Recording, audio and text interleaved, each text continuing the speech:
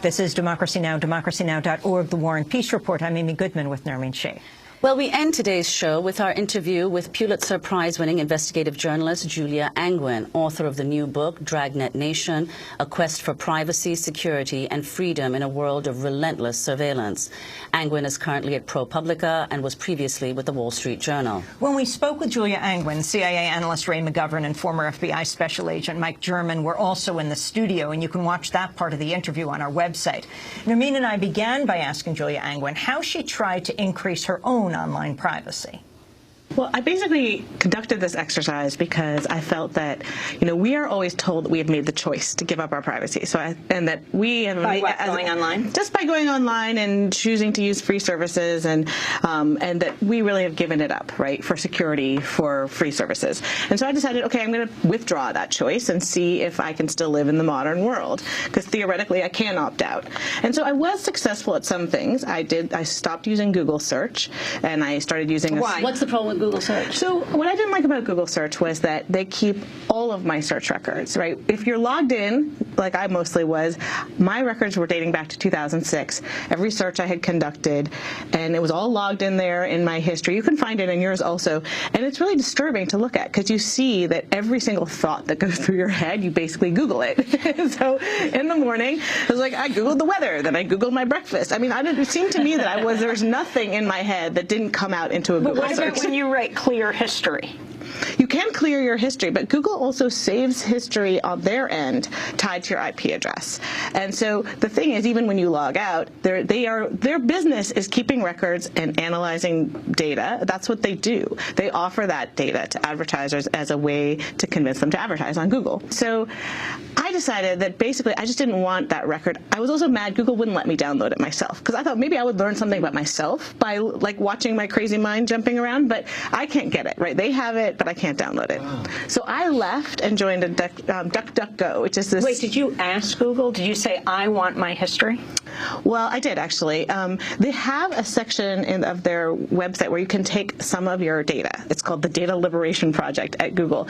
And so you can liberate some of your data, like your contacts and you can download some of your emails and several things. So they do have some of that, but the search, which is actually, I think, the bulk of their business, is not part of the Data Liberation Project.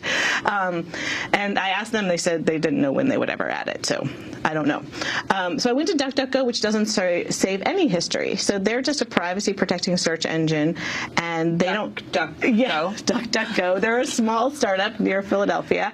And, at first it was hard to adjust to a new search engine because they don't fill out your sentence, right? Google knows what you're thinking. I mean, that's the whole point, because they already watched my mind for all those years. They know. So I had to work a little harder, right? I had to actually finish my sentences and actually tell them that I lived in New York, because otherwise they would give me results for London or something, because they actually didn't know. But in the end, I started to feel that I was controlling my destiny more, because I knew exactly what I wanted, whereas Google was guessing for me, and I didn't necessarily want them to guess all the time. And can you talk about, Julia Anguin, the extent of the surveillance? You also spoke about a couple who met on an online chat forum, which was supposed to be private, and then it turned out, in fact, that it wasn't. Right. So this was a really sad story. These two people, it was one of the stories that is the promise of the internet, right? Two people across the world, one in Australia, one in Arkansas, who never would have met, but shared a similar disease and met on a forum for patients that was a password-protected forum for patients to talk about their diseases.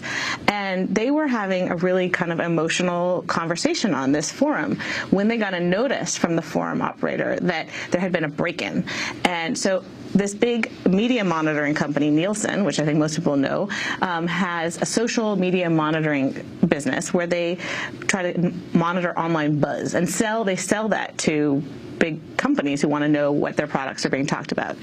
And so theoretically, we don't know why Nielsen broke in, but probably they were trying to figure out what patients were talking about to sell that to somebody who is interested in what patients talk about. And so these people were really horrified to find out that Nielsen was breaking in, but the notice also said, oh, by the way, in case you don't know, this website is also selling your data. But isn't that illegal? I mean, the fact that Nielsen, which is a giant company, that it intervened in a forum that's supposed to be private. Isn't there some protection for the people? So if the website itself had decided to bring legal action against Nielsen, they may have had a case. But those cases are hard to bring. There's a lot of gray area. And Nielsen immediately apologized and we weren't going to break in again. And so no legal action was brought. They were talking about depression. They were talking about depression, yes. And what I think the thing was interesting talking to them, they were more upset about the website selling their data than they were about Nielsen. Because, okay, a break-in happened, but they were not aware that in the fine print of that site, they were being monetized, right? And I feel like that's the issue of privacy these days, is so often we think of privacy as intrusion, but in fact, it's something we authorize in the fine print. Talk about the moment you decided to buy a prepaid cell phone. Well, see, the problem with the cell phone was I was trying to figure out how can I protect my privacy with a cell phone, because you carry it with you everywhere. It's the world's best tracking device. I'm sure that when you were at the CIA, you would have loved to have your targets carry these things. So I found that there really isn't a way to... We actually pay to carry them. We have to buy these. Yes, exactly. It's sort of like incredible. So the thing is that they're always transmitting stuff that you're not aware of. They have to talk to the cell tower to give you a signal. They often are sort of talking to Wi-Fi connections nearby. The apps can be sending data. And so I realized that I really didn't have that much control over what it was transmitting, even when I wasn't using it. So I realized the best protection I could have was to get a cell phone that wasn't tied to my identity. So I basically went and bought something for cash, so prepaid with a fake name, and which is legal, and carried that around. Now the problem is this is a thin veneer of privacy because I go to all the same locations, I call all the same people, so somebody who looked at that data would be able to tell. But basically I thought, well, at least they should try to work a little harder to get me. And how do you respond, Julia Anguin, to the people who say, well, we have nothing to hide, so who cares if the government knows where we're going, either through our cell phone or what we're searching for on Google or anything like that? Right. Well, I think that what I say to those people is information is power, right? So the more information that you give to the government, the more power they have over you, right? And similarly, commercially, the more information you give to the cell phone company or to Google, the more power they have over you. One thing that I have been investigating in my years at the Wall Street Journal was there are a lot of companies that are trying to figure out ways to show different prices to people online based on the personal information they have about them. So essentially, we're going to get to a world where they're going to know that I have $5 more in my pocket than you, and my price is going to be $5 higher because that's the data that they have. And so you lose in a negotiation generally when you have less information than the other person. Why is free Wi-Fi not really free? So free Wi-Fi is something that I've actually turned off on my phone because what is happening with free Wi-Fi is that people are using the Wi-Fi signal on your phone to sort of track you. So there's shopping malls and retailers who actually ping the Wi-Fi on your phone to see you as you're walking by because they want to get into the tracking business. I mean, everybody wants to be in the surveillance business. We're just lucky our neighbors are not yet doing this, but they will be. And so the Wi-Fi signal is basically a democratized tracking technique. Anyone could do it. I could drive around with a signal to pick up Wi-Fi. So I've essentially stopped using Wi-Fi altogether. And Julia, you went to Berlin to visit the archive of the East German secret police, the Stasi. Yep. Could you explain why you did that and what you found? Well, you know, some people accused me of being too paranoid, possibly. And so I thought, okay, fine, I'm going to look and see what did the most repressive surveillance regime that we know of in the modern world have on their citizens, and how does that compare? Am I over-dramatizing this situation?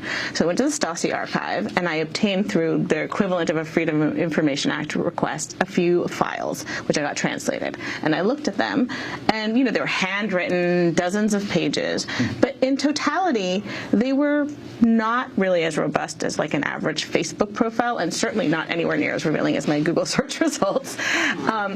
And by the way, it was interesting to learn that they only had files on 1/4 of the population, which took them a lot of work to surveil those 1/4. Now we're in a situation where clearly the government and institutions have files on everybody.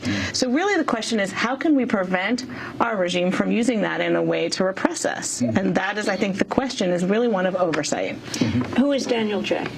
So Daniel J is an interesting guy. He actually invented sort of the way that we're tracked online by advertising technology. So if you've ever had an ad follow you around on the internet, which most people have had that experience, right? He's the one who came up with that idea. And so he came up with it back in right around the .com boom. And then for nobody was interested at that time. But then around 2007, it really regained, it had a resurgence. What's interesting about him is he thought it was going to be privacy protecting because you were only identified by like a little number, 1, 2, 3, 4, 5, 6. This person has gone to these websites. But what he has actually kind of turned against it because he finds that his innovation is now being used to connect people to their actual identities.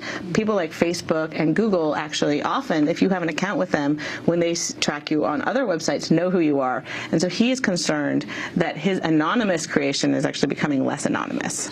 And what's the relationship between corporate surveillance and government surveillance of users, of people online? Is it the same thing? Is it different? Well, do they have the same? Corporate surveillance can seem more benign, and sometimes it is. But I think the one lesson I feel like I've taken, the biggest lesson from the Snowden revelations, has been how aggressive the government is about going to these private companies for data.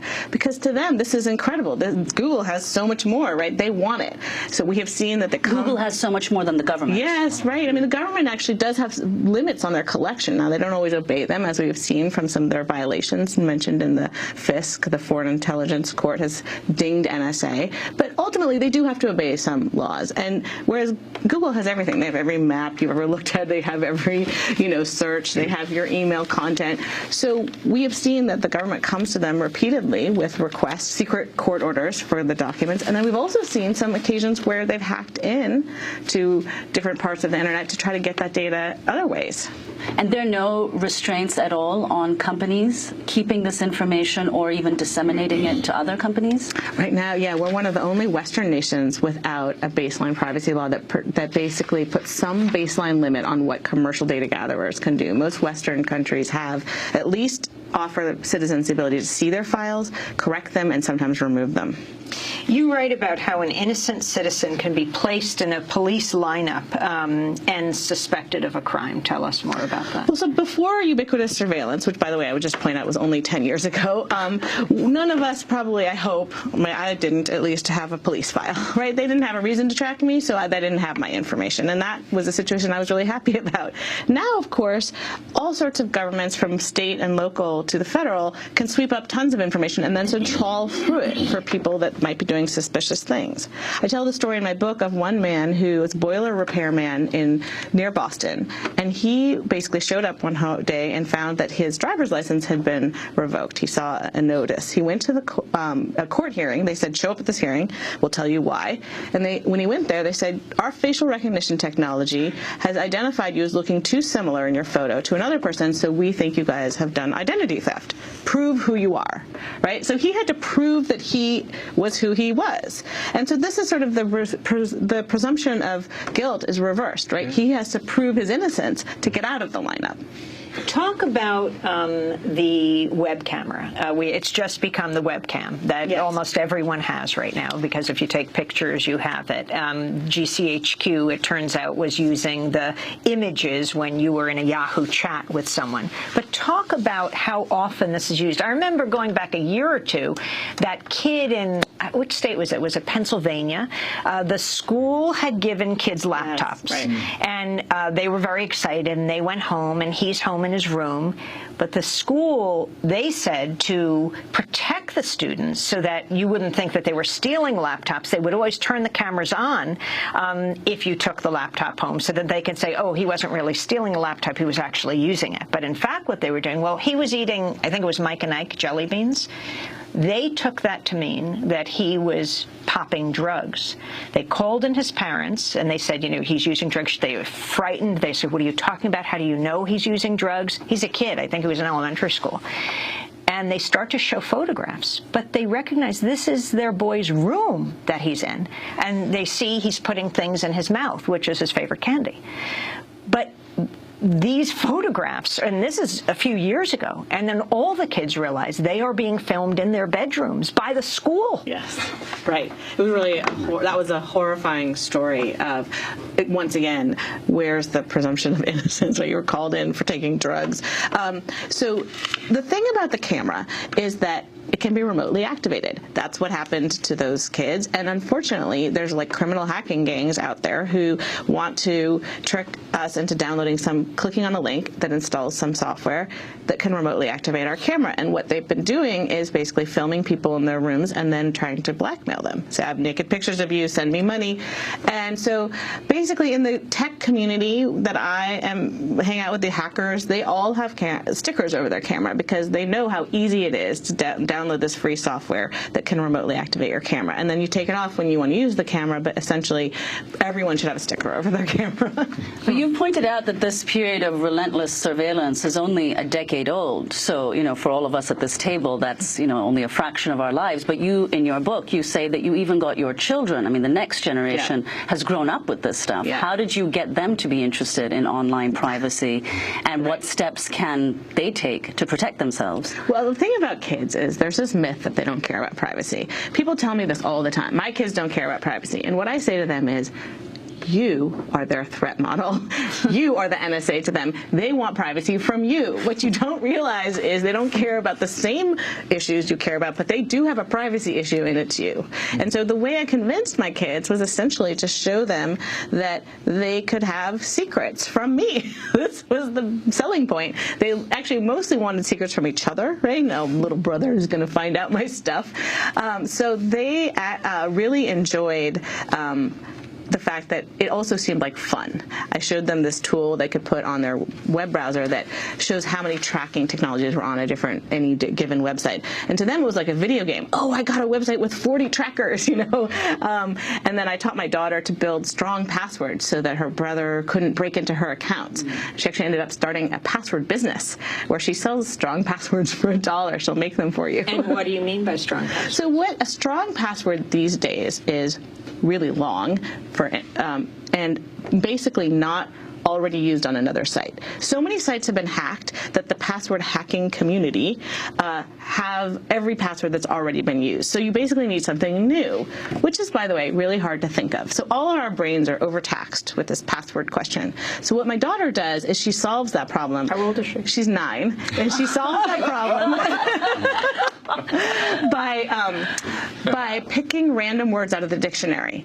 We have a dictionary where every word is numbered. It's called Diceware, this method. And she rolls dice. She picks the words randomly. So then I have 5 dictionary words that I string together. So my passwords are 30 characters long.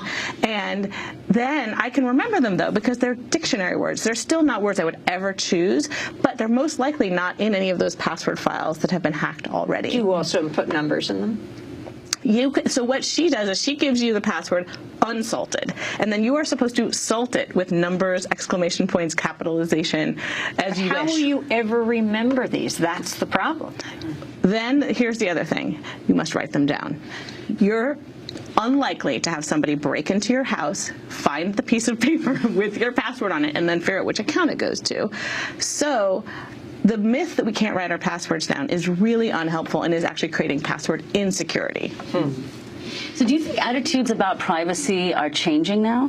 I mean, among youth and also... I do, actually. I find that young people, when I talk to them about privacy, are very interested. And the data also shows that young people are more willing to adjust their privacy settings. They are less likely to download an app if they're concerned about the privacy of that app. And so, interestingly, the young people, I think because they are very tech savvy and tech literate, understand they want to control their data. The rise of Snapchat is a very good example of that, right? They want their chats to sort of disappear into the ether. Explain what Snapchat is. So basically it's a way to sort of blow up your communications. After you send them, you can blow them up and they sort of disintegrate after a certain amount of time. And do they really? Well, that's a question. That's a question.